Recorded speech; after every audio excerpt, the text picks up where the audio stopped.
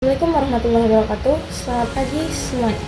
Pada kesempatan ini saya akan presentasikan sebuah artikel yang berjudul World War II Service and the GI Bill, New Evidence on Selection and Veterans, Outcomes from Linked Census Records, yang ditulis oleh William J. Collins dan Ariel Zimran dan terbitkan di Exploration and Economic Historical pada tahun 2025. Presentasi ini akan membahas tentang bagaimana pengalaman dinas militer selama Perang Dunia Kedua dan kebijakan dari GI Bill mempengaruhi pendidikan dan hasil ekonomi para veteran di Amerika Serikat. Belakang setelah Perang Dunia Kedua, jutaan tentara Amerika kembali kepada kehidupan sipil mereka masing-masing. Untuk membantu mereka beradaptasi, pemerintah mengeluarkan Servicemen's Regiment Act of 1944 yang lebih dikenal sebagai GI Bill Programs. Program ini memberikan berbagai manfaat bagi para veteran. Salah satunya tunjangan bagi pengangguran, bantuan biaya pendidikan dan pelatihan, serta jaminan pinjaman rumah dan usaha. Hampir sekitar 55% pria kelahiran antara 1910 sampai 1927 bertugas dalam perang, dan sebagian besar menggunakan manfaat ini. GI Bill dianggap sebagai salah satu program sosial paling sukses dalam sejarah Amerika Serikat karena membantu membentuk kelas menengah pasca perang. Selanjutnya ada hasil seleksi ke dinas militer. Hasil pertama menunjukkan bahwa seleksi masuk militer tidak dilakukan secara acak. Mereka yang kemudian menjadi veteran umumnya lebih berpendidikan sejak awal. Namun dari sisi ekonomi keluarga, mereka tidak selalu lebih kaya. Jadi bisa kita simpulkan bahwa pendidikan menjadi faktor utama, sedangkan ekonomi hanya berperan kecil dalam seleksi veteran. Dengan kata lain, sistem wajib militer saat itu lebih banyak memilih mereka yang dianggap layak secara fisik dan cukup berpendidikan, bukan mereka yang paling kaya. Oke, selanjutnya ada perbedaan ras dan imigran.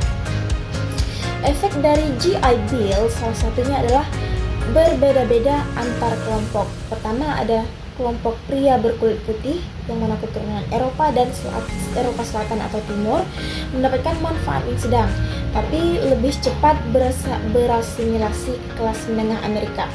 Selanjutnya ada pria kulit hitam mendapatkan manfaat pendidikan paling besar, namun hambatan ekonomi tetap tinggi.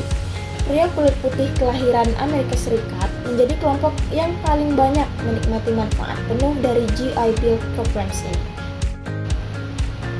Pendidikan pasca perang. Setelah perang berakhir, veteran secara umum menjadi lebih berpendidikan daripada para non-veteran.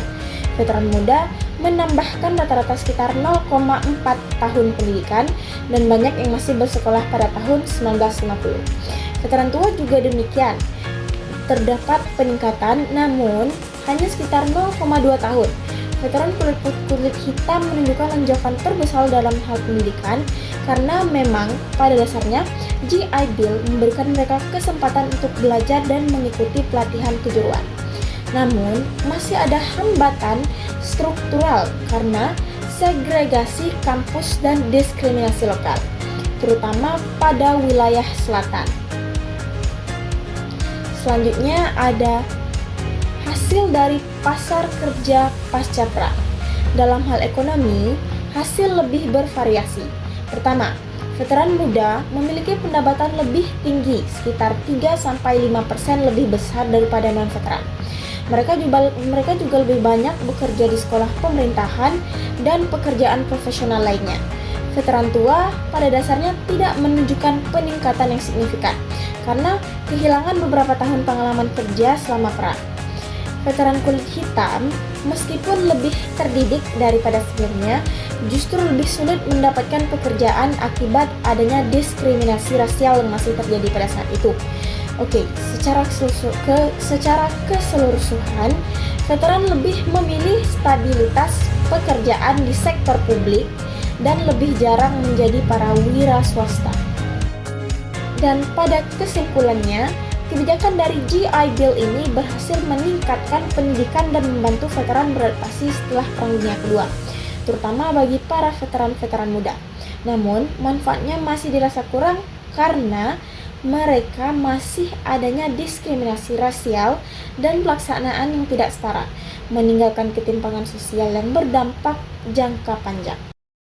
Oke, itulah tadi bahasan dari artikel yang berjudul World War II Service and the GI Bill, New Evidence and Selection on Veterans Outcomes from Linked Census Records.